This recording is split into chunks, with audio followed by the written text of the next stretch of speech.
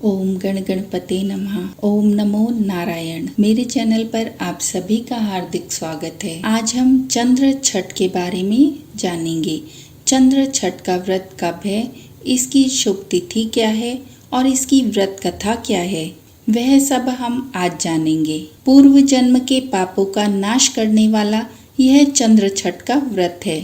भाद्रपद मास की कृष्ण पक्ष की षष्ठी तिथि को चंद्र छठ का व्रत किया जाता है। इसी दिन हल षष्ठी का पर्व भी मनाया जाता है।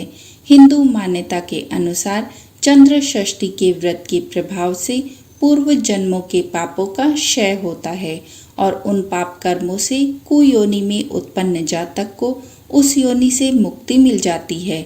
यह व्रत कुंवारी कन्याओं के द्वारा किया जाता है। इस वर्ष चंद्र छठ का यह व्रत 4 सितंबर 2023 सोमवार के दिन मनाया जाएगा। आप जानते हैं चंद्र छठ व्रत की पूजन विधि क्या है। चंद्र छठ व्रत का पूजन संध्या के समय किया जाता है। शाम के समय स्नान करके स्वच्छ वस्त्र धारण करें, पूजा स्थान पर चौकी रखें, फिर उस पर जल से भरे हुए कलश को स्थापित करें। एक गिलास लें, उसमें गेहूं भरकर उसे भी चौकी पर रखें। फिर उस कलश पर रोली के छींटे लगाकर 7 टिक्के बनाएं। गेहूं के गिलास पर सामर्थ्य के अनुसार दक्षिणा रखें। फिर चंद्र छठ की कथा पढ़ें या सुनें। कथा सुनते समय अपने हाथ में 7 गेहूं के दाने रखें। कथा सुनने के बाद चंद्रमा को अर्घ्य दें। अर्घ्य देने के बाद पूजा में रखे हुए गेहूं और दक्षिणा के पैसे किसी ब्राह्मण को। इसके बाद कन्या अपना व्रत खोल सकती है, भोजन ग्रहण कर सकती है। अब जानते हैं चंद्र छठ की कथा क्या है। प्राचीन समय की बात है। एक नगर में एक धनवान सेठ और उसकी पत्नी रहते थे। उनके एक पुत्र भी था। सेठ की पत्नी की धर्म कर्म में कोई रुचि नहीं थी।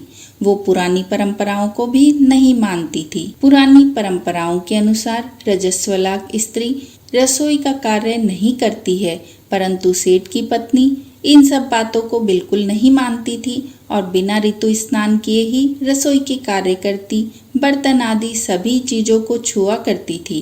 उसके इस दुराचरण का उसके पति के धर्म कर्म पर भी बुरा प्रभाव पड़ा और मृत्यु के बाद उन दोनों को बुरी योनियों में जन्म लेना पड़ा।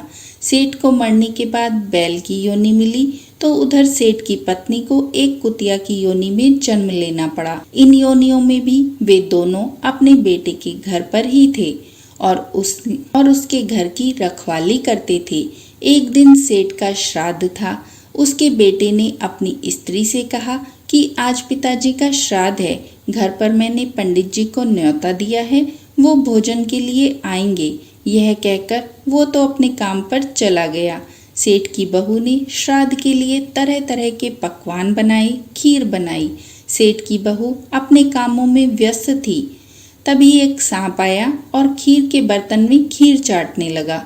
उस पर तो बहू का ध्यान नहीं गया, परंतु उस कुतिया ने सांप को खीर में मुंह डालते हुए देख लिया। उसने सोचा कि बहू ने इस सांप को तो नहीं देखा और यही खीर वो पंडित जी को परोस देगी तो जहर से उनकी मृत्यु तो अवश्य हो जाएगी। यही सोचकर उस कुतिया ने उस खीर के बर्तन को गिरा दिया। यह देखकर बहू को बहुत क्रोध आया और उसने उस कुतिया के ऊपर लकड़ी फेंक कर मारी, जो उसकी पीठ पर जाकर लगी। वह बहुत तेज चोट लगकर रोने लगी। बहू ने फिर दूसरी खीर बनाई। बहू और बेटे ने बड़े प्रेम से पंडित जी को भोजन कराया और उन्हें दक्षिणा देकर विदा किया। उस दिन उस बहू ने उस कुतिया को खाने के लिए कुछ भी नहीं दिया। रात्रि में जब वह बैल भी खेतों से वापस आ गया और वह कुतिया और बैल आपस में बातें करने लगे। उसने बैल से पूछा कि आज तो तुम्हारा श्राद्ध था, आज तो तुमने बहुत सख्त भोजन किया होगा। आपके नाम पर तो पंडित जी को खूब स्वादिष्ट भोजन कराया गया, आपको भी अच्छे से भोजन मिला होगा, किंतु मुझे तो आज भोजन के बदले मार खानी पड़ी। बैल ने उससे इसका कारण पूछा तो उसने सारी कहानी कह सुनाई। तब बैल बोला कि मेरा भी आज का दिन अच्छा नहीं रहा, आज और दिनों से ज्यादा काम था और मुझे भी भरपेट भोजन नहीं मिला। जब वह दोनों इस प्रकार बातें कर रहे थे तो उनका बेटा और बहू दोनों ये बातें सुन रहे थे। उनको उनकी बातें सुनकर बहुत आश्चर्य हुआ और साथ ही बहुत दुख भी हुआ। फिर अपने मन की संतुष्टि के लिए उस बेटे ने बहुत से ब्राह्मणों को बुलाया। उनसे इस बारे में पूछा कि मेरे माता पिता मृत्यु के उपरांत अब किस योनि में हैं। तब उस पंडित जी ने बताया कि तुम्हारे पिता बैल की योनि में हैं और तुम्हारी माता इसी कुतिया की योनि में दुख भोग रही हैं। वो अभी तुम्हारे ही घर में हैं। उसको यह जानकर बहुत दुख हुआ। उसने उन ब्राह्मणों से पूछा कि इसका क्या कारण है। तब उन्होंने पूर्व जन्म की सारी कथा उनको बता दी कि वो कोई भी धार्मिक रीति रिवाजों का अनुसरण नहीं करते थे। ऋतुकाल में वह रसोई बनाती थी, बिना स्नान के ही सभी कार्य किया करती थी। उनको उसी पाप का यह दंड मिल रहा है। तब उस बेटे ने अपने माता पिता की उस योनि से मुक्ति का उपाय पूछा।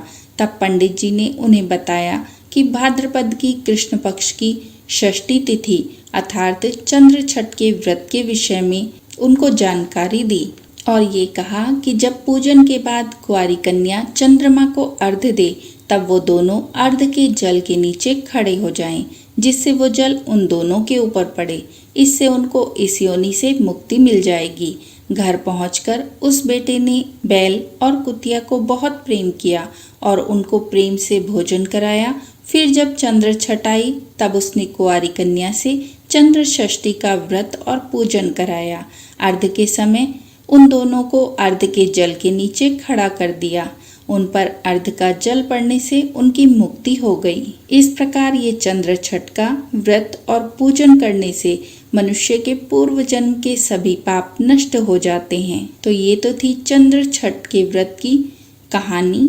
आशा है आपको पसंद आई होगी। कोई त्रुटि हुई है तो क्षमा कीजिए।